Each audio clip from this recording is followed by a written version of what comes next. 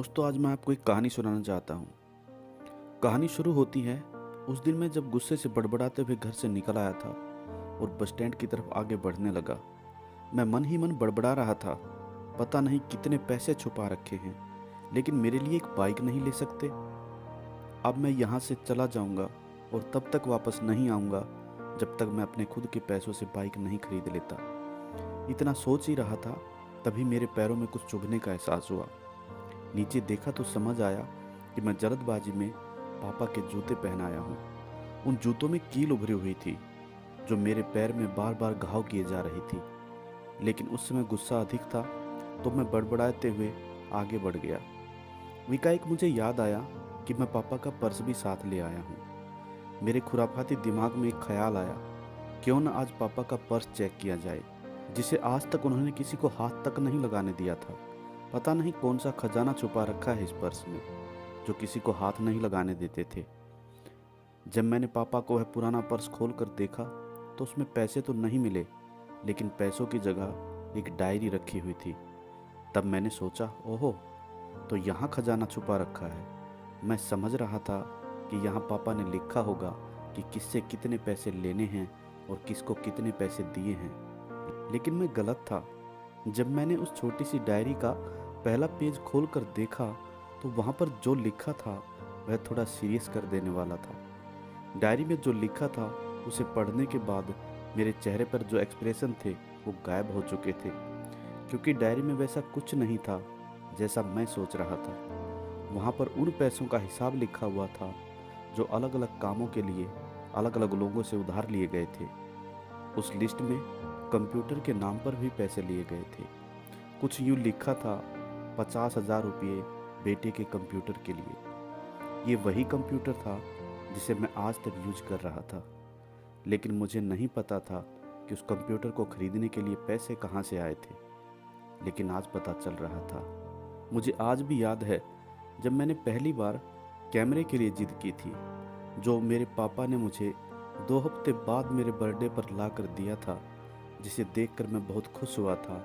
और मुझे खुश देखकर मुझसे कहीं ज़्यादा अगर कोई खुश था तो वो थे मेरे पापा। अब मेरे चेहरे से गुस्सा एकदम गायब हो चुका था। जब मैंने आगे का पन्ना पलटा तो वहाँ पर कुछ विशेष लिखी हुई थी। जो पहली विश थी उसमें लिखा हुआ था, अच्छे जूते पहनना।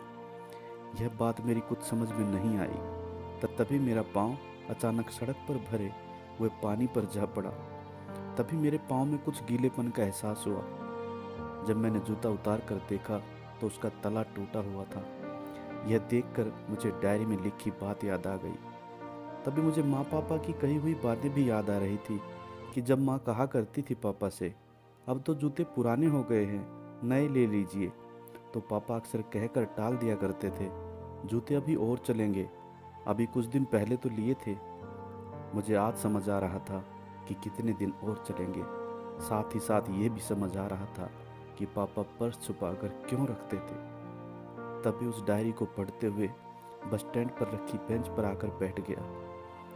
अब उस डायरी का आखिरी पन्ना बचा हुआ था।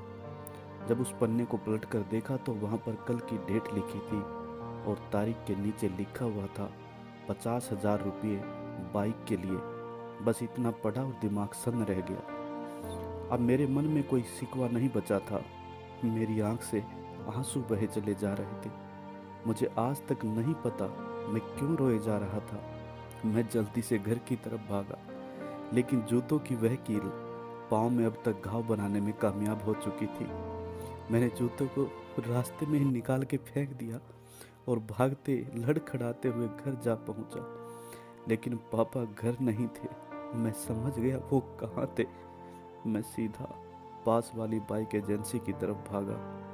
पता नहीं आज कहाँ से इतनी ताकत आ गई थी कि मैं भागते हुए थक नहीं रहा था, और वो भी बिना जूतों के नंगे पैर। जैसे तैसे बाइक एजेंसी पहुंचा।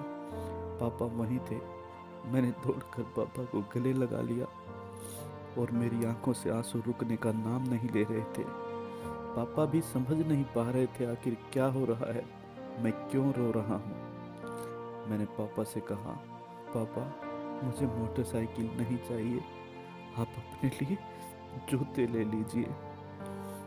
अब अब आज से मैं जो भी करूँगा अपनी मेहनत से अपने बलबूते पर करूँगा। दोस्तों, बस इतनी सी थी ये कहानी।